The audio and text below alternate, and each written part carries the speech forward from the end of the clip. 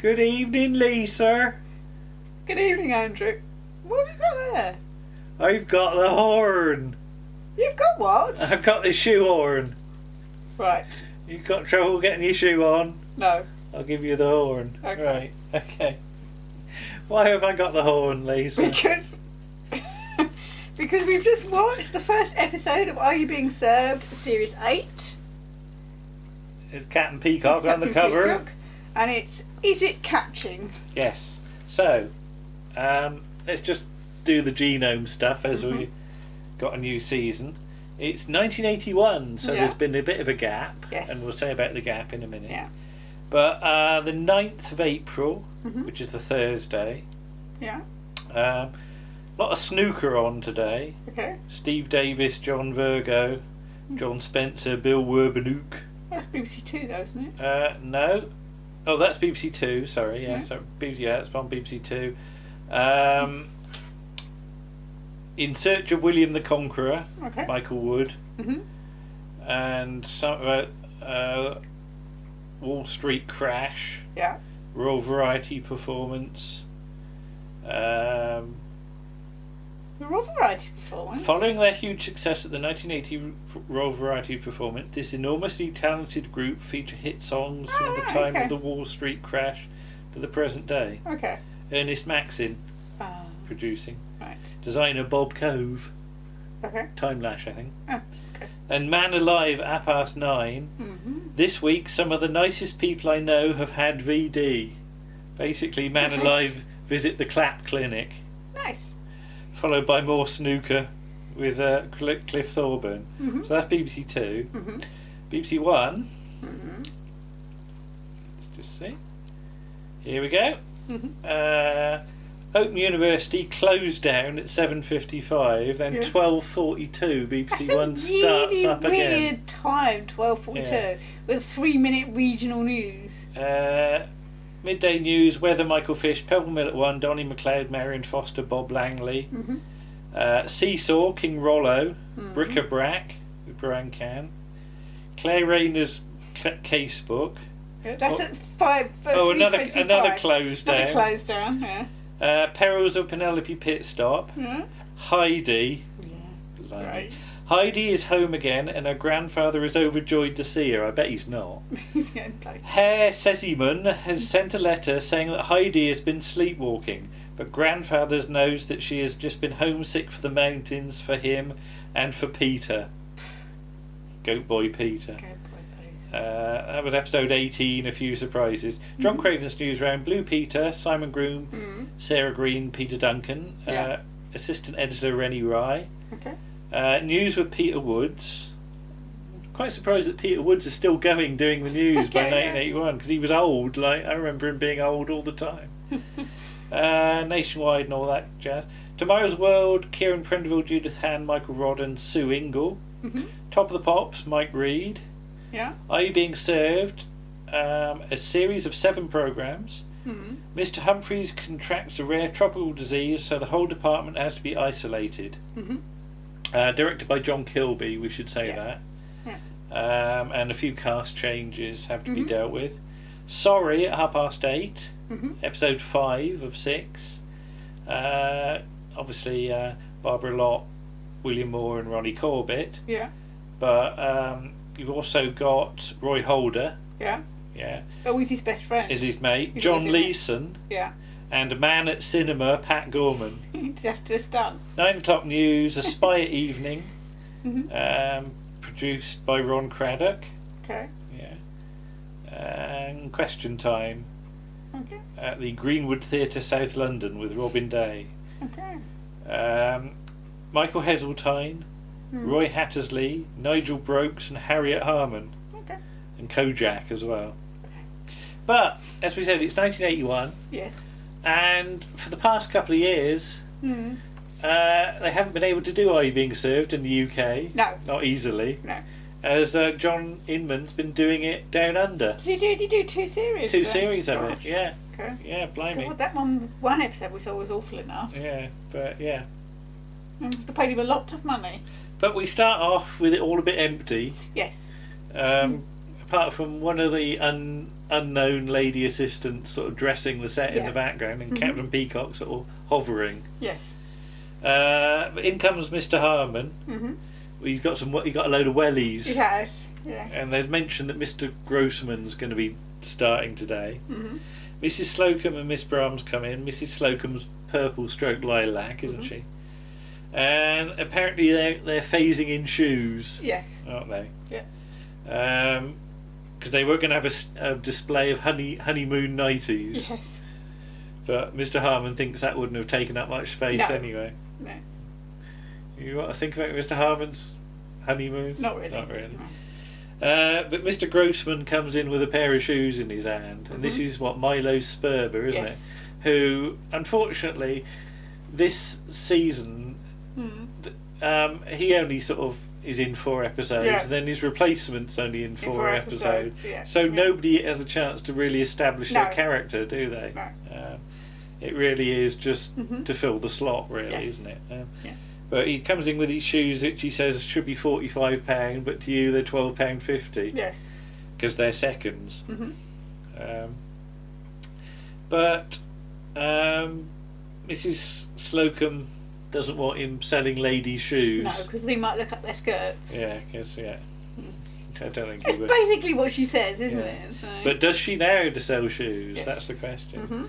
So she's got to demonstrate on Miss Brahms. Yes, and then there's this whole long sequence of trying to sell a pair of shoes to Miss Brahms and not being able to get them on and not being able to measure them properly, and at the end of which she decides to leave it to Mr. Grossman. Well, the trouble is, by the time she's on the floor, she can't get up again. Can't get back up again. So she's having to slither along on the floor on her knees, on her arse at one point by sort of waving her legs about like a frog, and she's got her knees in the shoebox lids. The shoebox lids as well. But she's got one of those shoe measuring things made out of wood that you put your foot in, and she manages to trap Miss Brahms' foot in it at one point. Did you have those shoe things? Because I remember going to have me shoes measured, going to have me feet measured. I don't remember having my foot measured. In Wimborne, in Clark's. But I must have at some point. Yeah. I've got really small feet anyway, they just stopped growing and that was it. What have you got, little pegs? No. Only a size 3, so it's like I could get into children's shoes. Yeah. Stuff some newspaper. No. I like the bit at one point where Mrs. Slocum's going along on her sort of knees, and Mr. Harmon just starts going, hey ho, it's off to work we go, like she's one of the 7 dwarfs. Yes. But then she can't get up. She's sort of flailing on the chair trying to get up, isn't she? She's all sort of bent over. All hunched over, So she goes to the lift doors and sort of traps herself in the lift to push doors, herself up. and then the lift doors close on her and she sort of elevates and gets a round of applause, doesn't she? And she says, I'll stick to my underwear if it's that much trouble.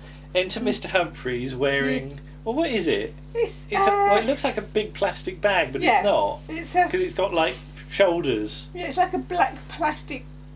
I don't know. He says it belongs to the punk from rocker. next door. But he comes into wild applause. Yeah, just for walking in. But, as somebody pointed out on Twitter, bear in mind, this is the first time the audience have seen him playing this part since Christmas '79. Yeah. So it's... It's partially just because he's back. It's just because John Inman's walked in the room that they're really pleased to see him. Apparently this punk rocker, it was her bridal gown, and she lived in it for a while as well. Yes, with the groom. With the groom. But he fell asleep on the train apparently, and was investigated as a dangerous package by a sergeant. Yes. A sergeant major rather, who was trying to take his fuse out. Mr. Spooner comes in. With Mr. Rumbold. With Mr. Rumbold. Yeah. And he's introduced. Mr. Spooner, who's been in paints and bedding and sports. And he is... Mike Berry. Known best for Wurzel Gummidge at this point. Yeah. Though he's playing a lot older in that. Yeah. Because he's the kid's father, and you look at him in this and you think there's no way he's old enough really to have some kids that age. But Mr. Harmon's got a winter wonder weather worthy wellies display. which has got simulated mud, Yes. which does look quite real. Mm-hmm. It makes a good squelchy noise. Well, it's not really. It's overdubbed, no, isn't it? But I mean the thing makes it. But the wellies sort of sit in it, and they go up and down, don't they, and squelch away. Yes. And then slowly they start to go down in it. There's a load of water in it suddenly, isn't there? Yeah. And the wellies just sort of virtually disappear Yeah. into it. It's quite a nice little effect. Yes. And again, there's applause for that. Yes. You've had a lot of applause. Yeah. And you just get the feeling that the audience are pleased that Iving being served. They're just pleased it's back. Yeah. In the canteen, the tables become detached. Yes. So there's a bit of the two bits of table, and then there's the third bit. Yeah. And Captain Peacock and Mr. Spooner keep trying to put the bit of table back with the other bit, although the canteen manageress isn't keen on them doing this. Though she doesn't really explain why. Hello, Mama. Mr. Spooner's ordered to put it back, and he says, "I'm only obeying orders." And it just keeps going back and forth. It does. In the end, Nancy arrives and sits on it. She does. She's one of the larger canteen Sorry, Mama. ladies. Fell off. So the only way around it is to move the other bits of table up to it, and then everybody sits on it. Mr. Rumbold comes in and says the fire department say there should be a fire passage. Yeah, the GLC's fire officer. Yeah, so there needs to be movement between the tables. The GLC being the Greater London Council. Yeah, Ken Livingstone. Yes. GLC is mentioned on the newspaper, read by Liz Sladen in the title sequence of K9 and Company. Okay. Yeah, Right. so that really dates it to 1981. Yeah. There you go. But yeah, so they sit on the two bits of table that they can sit at, and there's no room for Mrs. Slocum. No. The manageress says she's under great strain cooking for you lot. And Miss Brown says not as much as we are eating it. Yes.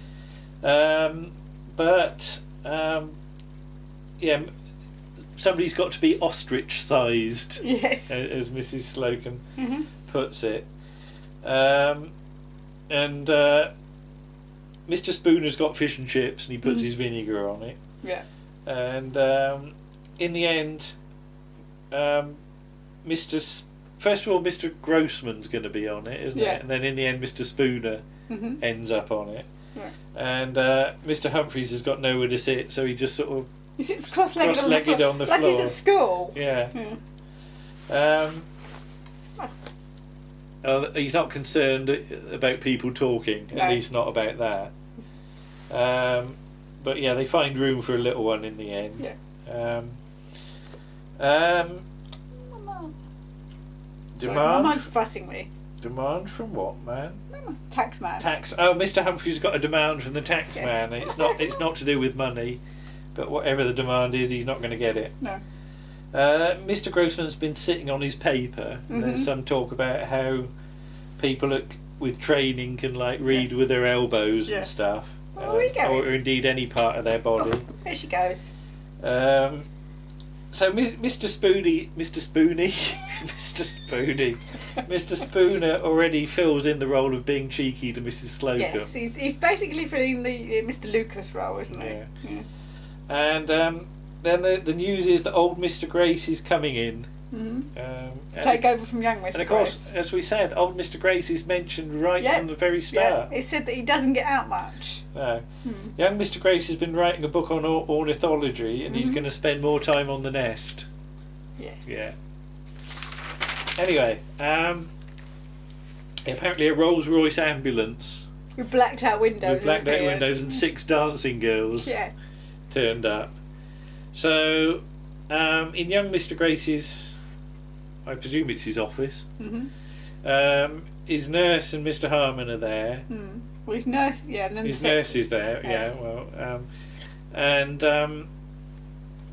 I like this routine. Mr. Harmon says, "Forgive me for not knocking, but you don't hear me when I do knock, so I didn't bother." So I didn't bother. And the new secretary comes in, which is Debbie Linden, because she's, by the sound of it, she's been pinched or something. Yes. Yeah, we should say as well. There's a punchline to Mr. Harmon's thing because Mr. Grace says pardon and Mr. Harmon says never mind. Yeah, yeah. But enter old Mr. Grace in the form of Kenneth Waller and a load of makeup. Not even a load of makeup. No, just some. Minimum makeup. And as a kid, even as a kid watching it, I remember thinking, well, why is old Mr. Grace younger than young Mr. Grace? Because it's blatantly obvious that he is. It is. They should have made him his nephew or something. Yeah. And immediately, and I'm always a bit uncomfortable about old Mr. Grace because he immediately starts leching over the nurse and the secretary, doesn't he? Yeah. And I have to say that, you know, with young Mr. Grace, I think he mostly got away with it. Mostly. Yeah. At least in comparison to old Mr. I always feel a lot more uncomfortable with old Mr. Grace doing all this stuff. And because you get the feeling that, you know, you could beat off young Mr. Grace if you were, you know, on the receiving end. Right. But, you know, if you beat off old Mr. Grace, you might get a different result. You know, that's the thing. But yeah. So yeah, everybody comes in and is introduced. Why it's only them being introduced? Everybody else has already been introduced. Oh, right, I don't know. Perhaps I don't know. I don't know. We've established that again, it's as though there's nobody else in the store. Yeah, they're the most important ones. Yeah. We've established that. But yeah, I've heard about you from my brother, and I've heard about you from my brother, and he gets to Mr. Humphries. I've heard about you from my brother, and I didn't understand a word of it. The one about Mrs. Slocum's quite good. Yeah. She's made a big mark in the ladies. Well, don't do it again. And young Mr. Grace drops off, and he gets told he dropped off, and I think he cocks the line up because he says, "Off dropped, what dropped?" or something. Yeah. It doesn't even work as a joke, but he manages one final. You've all done very well. Yes. Before. Oh, he's going to be in it again, though. He will be in it again, but he's not looking well, it has to be said. Yeah. So, back on the floor, Mr. Humphries is got a lady with some pyjamas, and then he says to Mr. Spooner about he had a funny shaky feeling and he had to go to the doctors. Yeah. They couldn't find much wrong with him, but then he went to a psychiatrist and he had to lie on the couch, and they're having dinner tonight, basically. Although this turns out not to be true. Yes. Well, not to happen, anyway. So the psychiatrist gets stood up then. Yeah. Perhaps he phones him because somebody needs to phone Mrs. Somebody. Because his hand feels all clammy and he starts feeling queer. He has to fan himself with a packet of Y-fronts. So yeah, was it Mr. Grossman had heard how he sort of might come over peculiar or something, so he faints and they go and get a doctor, and then cut to close up of Mr. Humphries with a rubbish boil thing on his nose, which is just utterly unconvincing. Yes, it's like a sort of red nose thing you might have got for like comic relief or something, just not as big. But yeah, Mr. Rumbold is sympathetic. But he's not going to pay for a taxi, I notice. No. But his nose is cold, although his head's all hot, isn't it? But Mr. Harmon doesn't want to come in because enter John D. Collins as the doctor in a full protective suit. Yes. You know, with a gas mask and everything. Well, it's not a gas mask. Yeah, but there's a mask over his mouth, and then he's got a hood thing as well. So he's taking no chances. But this. Mr. Humphries is apparently suffering from Marine's disease, which is catching. Yeah. And the bump on the nose is stage 1. Stage 2, which is still to come, is sneezing and stuff. Yeah. And they're all going to have to be isolated. Yeah, anyone in contact must be isolated. So in theory, all the customers should have been isolated as well. Yeah, it's a bit late though. Yeah. But what I was actually going to say, which I didn't finish, is that perhaps Mr. Humphries called his psychologist friend when Mrs. Slocum had to call somebody to sort out her pussy. Oh, because her pussy's expecting to see a friendly face. So she'll have to get Mrs. Axelby round. But apparently they've got to be isolated for 7 days. Yeah. So who's going to run the department? That's the first question. That's dodged completely. But it's called Marine's disease because you get it from small shellfish, and Mr. Humphries regrets having those winkles the other night. Yeah. Mr. Harmon's got a killer spray thing spraying about. I said about killer sprays for the Seeds of Doom, didn't I? Yes. So yeah, it's weird that another one turns up. There's some weird coincidences There go is. on with the things that we do, isn't it? Yeah, they're burning all the clothes. Now I have to say, after all the lechery over the nurse and the secretary, notice how when Mr. Harmon's on his own with the nurse, they're a lot more equal. They are. It's almost as though like Mr. Harmon's leching, because he is a bit. Yes. As though it's expected of him. Yes. It's a sort of blokey thing. Yeah. And I get the feeling that he sort of puts it on to be. Yeah. So I thought they were actually quite reasonable together. Yes, they are. Yeah. He doesn't treat her like a sex object. No. All of a sudden he'll actually talk to her properly. Yeah. It's just interesting that you can see that thing about if you've got different people in the scene, you act differently. Yeah. So that's just interesting. There's maybe a bit of depth there. There might be. Yeah, I don't know. Or maybe he respects her professional opinion. Yeah, maybe. I don't know. I'd hope so. But yeah, they come in their antiseptic sleepwear. Sleepwear. It's not sleek. Sleepwear. Describe it. It's a sort of all-in-one thing that must be really difficult to get out quickly if you need to have a wee. Mr. Harmon sort of thinks they're like penguins or something. Because they have to sort of waddle, don't they? And jump and... Yeah. Because they can't get up the stairs. No, they have to sort of jump up the stairs. Somebody, I don't know who it does, because once they turn their backs, you can't tell who's who. Somebody sort of does it sideways, and somebody jumps, and But they can't go in the boardroom because they can't lock the drinks cabinet because they've lost the key. Follow me, he says, spraying away. And they end up in I presume it's the basement. It's the basement, somewhere. yeah. It's like a sort of. And he sort of locks the door on them. Almost like a dungeon in a way. Isolated you is, as he says.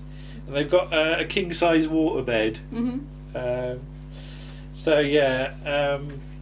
By the way, if you can hear noise, that's Martha That's playing. Martha excavating. Yeah. She's looking through the archives. She is. She's looking for stuff to watch. So this king-size waterbed belonged to an Arab sheikh, but it was too big a strain on his oasis.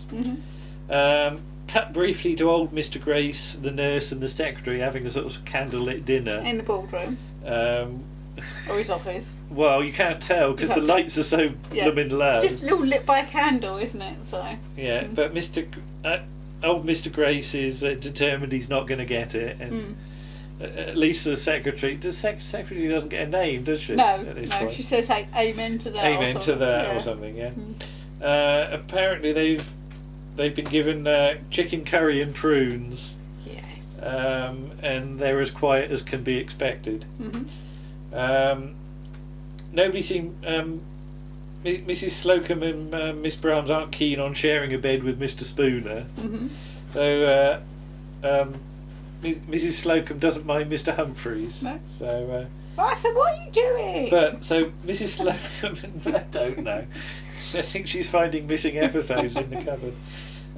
So Mr. Humphries and Mrs. Slocum sit on the bed together, and then they start all the stuff, and she tells him off for agitating it. Yes. Yeah. No, I'm not. Yeah. So they all get on the bed, and they've got to try and I just put wobble. Yeah, they've got to try and be as still as possible. And hello, Jenny. Yeah. Jenny Shirt, who's lovely. This is one of our favourite episodes because of this particular bit of them all bobbling about. So half of them are up one end, and the other half they are do up top to tail. It's like sardines, isn't top it? To tail. Yeah. And they have to hold on to the wall, which wobbles quite a bit. It has to be said. Mrs. Slocum's foot is somewhere that tickles Mr. Humphries. Yes.